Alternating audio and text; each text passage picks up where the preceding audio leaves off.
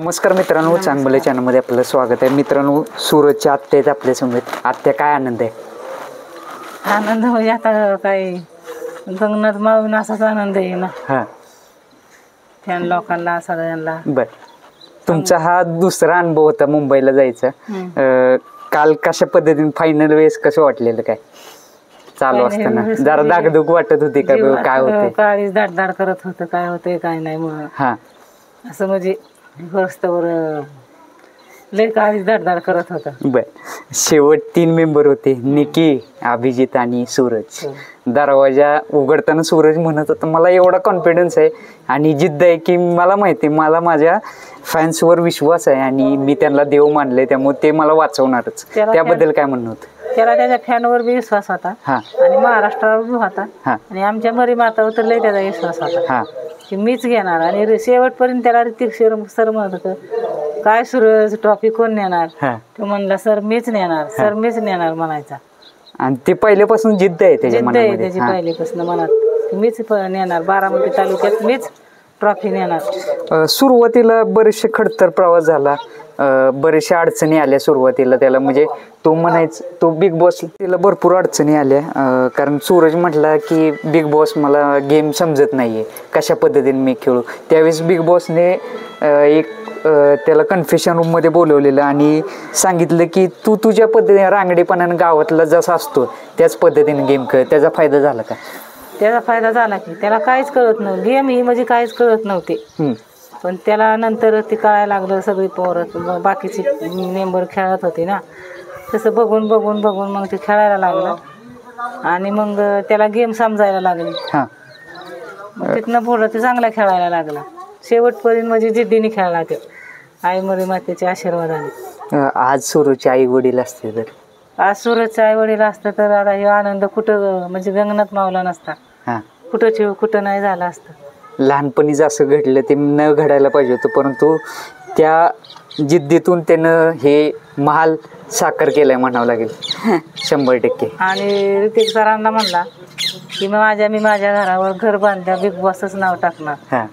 आणि खूप म्हणजे ऋतिक सरांनी त्याला खूप मदत केली आणि त्यांना आम्ही ऋतिक सराच्या मंडळीला, ऋतिक सरांना, सगळ्या त्यांच्या आतल्या फॅनला सर्वांना भेटलो आणि खूप खूप त्यांना पण खूप आनंद झाला. बिग बॉसचे जे ओनर आहेत केदार शिंदे दादा, तर त्या सरांचे आभार कसे मानाल? कारण ते गावी आलेले, गाव शोधत की बाबा सूरज चव्हाण कोण आहे, कुठला, काहीच माहित नव्हतं. त्यावेळेस काय वातावरण होतं? त्यांचे आभार कसे मानाल? त्यांचे आभार खूप मानणार, चांगल्या पद्धतीने मानणार. की तुम्ही आमच्या सूरजला नेलं, इथपर्यंत नेलं बिग बॉसमध्ये, त्यांचा आभार चांगल्या पद्धतीने मानणार आले. सूरजला भाकरी आणि ठेचा आवडतो.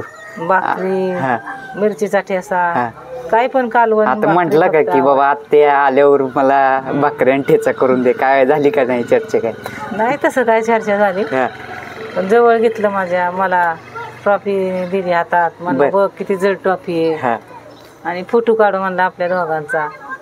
परत त्या एका सरांवर पिसाळला, म्हणला माझ्या आत्या संग मला बोलायचंय.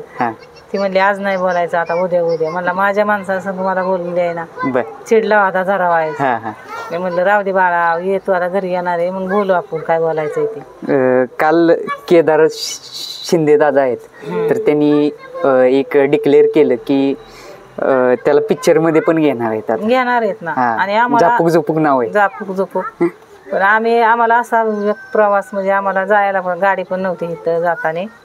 आम्हाला मग एक आपलं ते संदेश जगताप येत म्हणून त्यांनी आम्हाला इथनं गाडी स्वतःची करून नेली. कुणी कुणासाठी येत नाही, पण सूरजसाठी अख्खं महाराष्ट्र येते आज सध्याला. मला असं कळालं की हॉटेलवर आम्हाला जेवण बिवण सगळी राहायची सोय केली संदेश जगतापने. त्यांचं तर मी लय आभार मानते. आत्या, ज्यावेळेस तुम्ही दाखवलं गेला तिथे TV मध्ये, डोळ्यातून अश्रू होते ज्यावेळेस फायनलची ट्रॉफी जिंकल्यानंतर? होतं ना, त्याच्यात सुद्धा होतं आतमध्ये. आणि आमच्या तर लईच होतं, म्हणजे आम्हाला म्हणजे अशी शंकाच नव्हती जिंकन म्हणून. पण महाराष्ट्राने आणि त्यांच्या फॅननी त्याला ह्या लेवलला आणून सोडला. 100%. असं कळालं की आई मरी माताचे तुम्ही नवस पण केलं आई मरी मातेला की बाबा सूरजने ट्रॉफी जिंकावी आणि देवीने ऐकलं. आणि देवीने माझ्या घरानं ऐकलं. आणि मला नवरात्राचा उपास आहे. मी बिन चप्पलाची, तिथं लोक मला विचारायची चप्पल का घातली नाही आत्या तुम्ही, तर मी म्हणलं माझं नवरात्राने आणि ह्या नवरात्रात देवी आम्हाला हाक देणार. आणि 100% हाक दिली देवीने. योगायोग बघा, गणपती ज्यावेळेस बाप्पाचं आगमन झाले त्यावेळेस कॅप्टन झालेलं सूरजची भयंकर इच्छा होती मला एकदा तरी कॅप्टन व्हायचे. आणि आता दसरा आले, देवी नवरात्र सुरू आहे, दसरा सुरू आहे आणि आता ट्रॉफी जिंकले. काय योगायोग आहे? योगायोग म्हणजे असा आहे, श्राद्ध अशी आहे त्याची. गणपती बाप्पाला भाव मानतो, शंकराला पप्पा मानतो आणि पार्वतीला मम्मी म्हणतो तो. आणि आमच्या देवीवर तर त्याची इतकी श्राद्ध आहे. देवी तर त्याच्या काळजातच आहे. त्याचा योगायोगच एवढा मोठा की त्याला अशा त्या संकटातून देवीने बाहेर काढला की माझं नंबर. आणि टास्क वेळेस पण असं वाटायचं की देवीचा आशीर्वाद 100% त्याच्यावर आहे. आम्हाला वाटायचं ती जिद्दीने खेळायचं, त्या जिद्दीने खेळत होता.